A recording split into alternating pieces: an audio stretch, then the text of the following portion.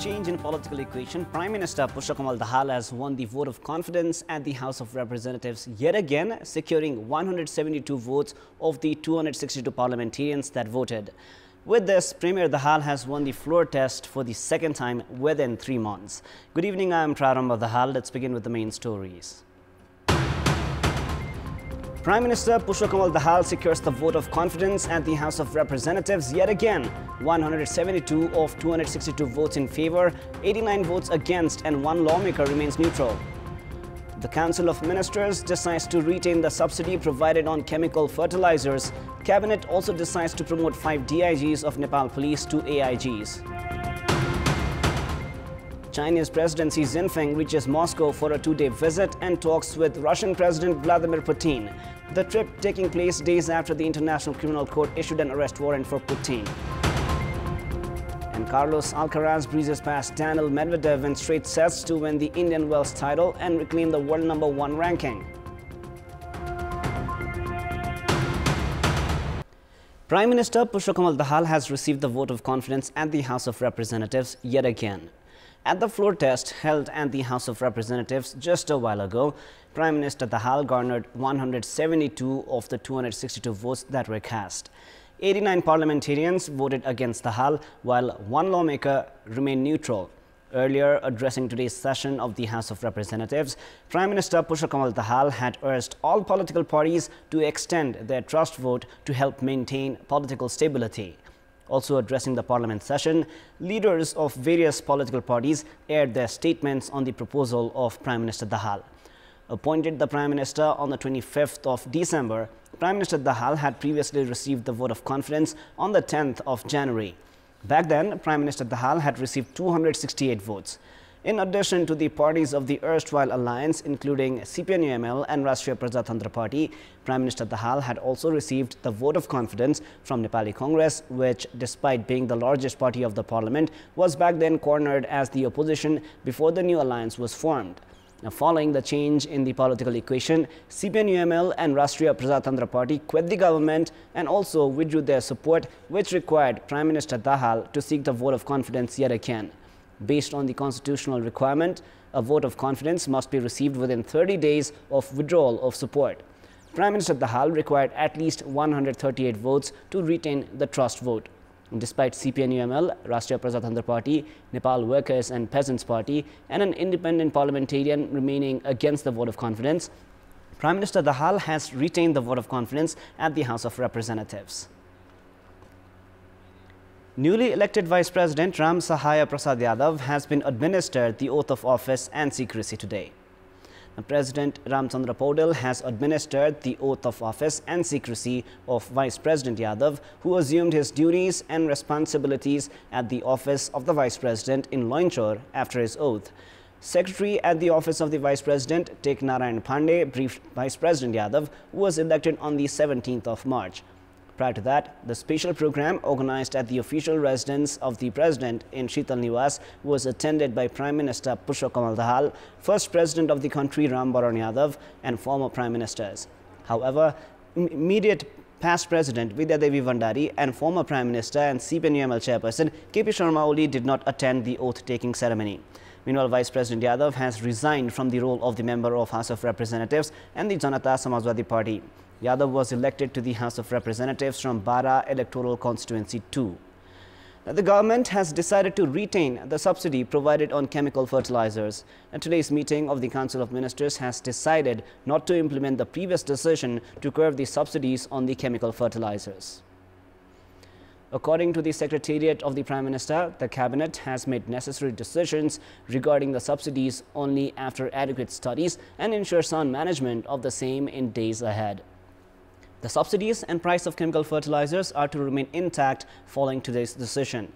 Prior to this, the Supply and Distribution Management Committee of the Ministry of Agriculture and Livestock Development had decided to curb the subsidies on chemical fertilizers.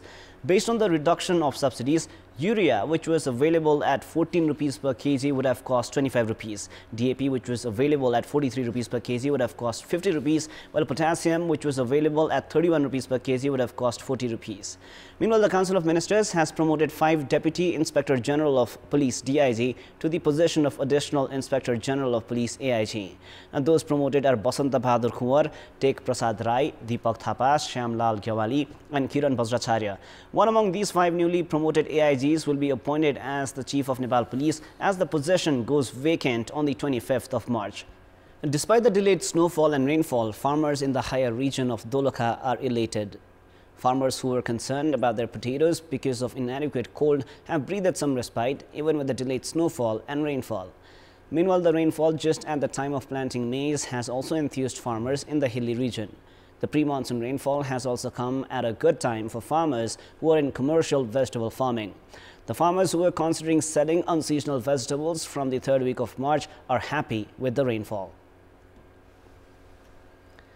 The price of gold has reduced by 300 rupees per thola, while that of silver has dropped by 15 rupees per thola. The price of gold, which stood at 110,000 rupees per thola, reached 109,700 rupees per thola today after the drop of 300 rupees. The price of gold had increased by 2,900 rupees yesterday. According to the Nepal Gold and Silver Dealers Association, the price of silver has reduced by 15 rupees per thola. Following a rise of 35 rupees per thola yesterday, the price of silver was set at 1,345 rupees per thola, which dropped to 1,330 today. The price of gold has been increasing in the international market in recent days as large investors of the world have preferred the precious yellow metal following rising financial risks in other sectors. It is now time for our segment Public Pulse, where you text us with your opinion.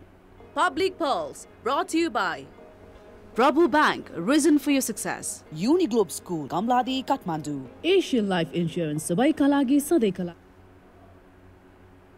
The question is, what is your take on the government's preparations to embrace health science academies under a single act? Your options are A, legal uniformity, B, curbing expenses, and C, centralized mindset. The voting is on. Type NEWS, select your option A, B or C, and send it to 34001 to share your opinion with us.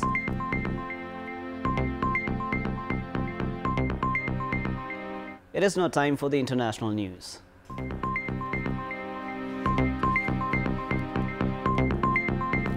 Chinese President Xi Jinping landed in Moscow today for a 3-day visit and talks with Russian President Vladimir Putin. It is Xi's first visit to Russia since Russian troops invaded Ukraine. He is due to have lunch with Putin later and hold formal talks tomorrow.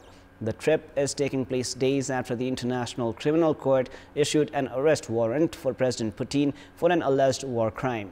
Beijing has described it as a trip for friendship and peace with Russia, saying the leaders will discuss a comprehensive partnership and strategic cooperation. Last month, Beijing offered proposals to end the war in Ukraine, to which the West has given a lukewarm reception. Western countries have previously warned Beijing against supplying Moscow with weapons. Да, китайский лидер, да, идет вдоль почетного караула. Я напомню, еще заявление Си Цзиньпин сделал буквально недавно, что рассчитывает обсудить с Владимиром Путиным важные региональные и международные темы, представляющие взаимный интерес для...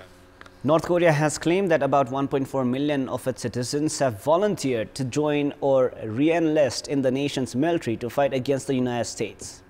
The North state-run television aired a video of young North Koreans across the country signing up to enlist or re-enlist in the military to counter what they call imperialist Americans, and that about 1.4 million people have expressed a desire to join the army as of March 19th. Separately, North Korean media reported on today its leader Kim Jong-un has overseen drills simulating a nuclear counterattack against the US and South Korea in a warning to the allies who are scaling up their joint military exercises.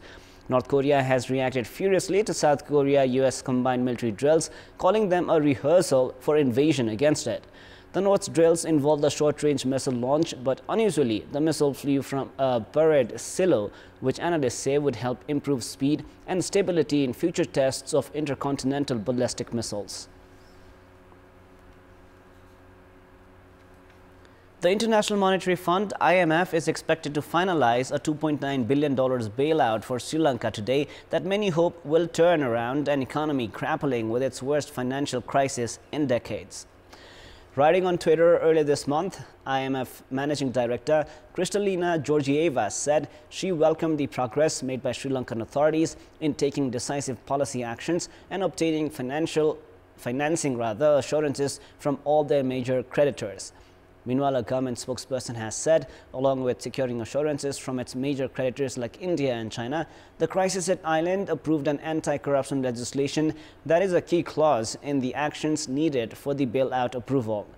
Economic mismanagement coupled with the impact of the COVID-19 pandemic left Sri Lanka severely short of dollars for essential imports at the start of last year, tipping the country into its worst financial crisis since independence from Britain in 1948.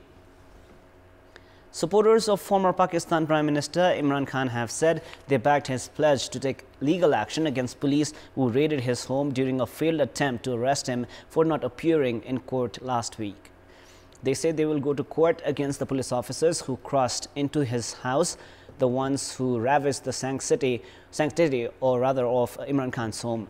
Police have arrested dozens of Khan supporters in raids carried out as part of a crackdown on those involved in clashes following the attempted arrest in Lahore as well as in Islamabad as he arrived to appear before a court on Saturday. Khan has led nationwide protests since his ouster from power last year and has had a spate of cases registered against him. The clashes have pushed Pakistan, already in the midst of a crippling economic crisis, into a fresh bout of political chaos. Finland has once again topped the World Happiness Report released today that measures social support, income, health, freedom, generosity and the absence of corruption to determine a country's national happiness. Finland is topping the list for a sixth year in a row, followed by Denmark, Iceland, Israel, the Netherlands, Sweden, Norway, Switzerland, Luxembourg and New Zealand. According to the report, most populations around the world continue to be remarkably resilient despite several crises such as the COVID-19 pandemic, global energy crisis, high inflation, and the war in Ukraine. More generally, it says people are happier living in countries where the happiness gap is smaller. Lithuania is the only new country in the top 20, but war-torn Afghanistan and Lebanon remain the two unhappiest countries in the survey. The first World Happiness Report from the Sustainable Development Solutions Network, which is a United Nations global initiative, was published in 2012. Nepal this year has ranked 78th, up from its last year's position of 84th. Residents in the Australian town of Menindee have called for authorities to act promptly and begin the cleanup after hundreds of thousands of dead fish were found floating in the nearby Darling River. Environmental authorities said low levels of oxygen in Australia's second-largest river were to blame for the mass fish die-off recently in a remote part of New South Wales state, around 1,000 kilometres west of the state capital, Sydney. It follows fish deaths in the same area in 2018 and 2019, where up to 1 million fish died from poor water flow, poor water quality and sudden temperature changes. New South Wales Police yesterday said that an emergency operations center was being set up in Menindee to coordinate the disposal of the decomposing fish and to organize the supply of clean water. That is all for the moment. Our next news bulletin is at 10:30 tonight. Thank you for staying with us. Goodbye for now.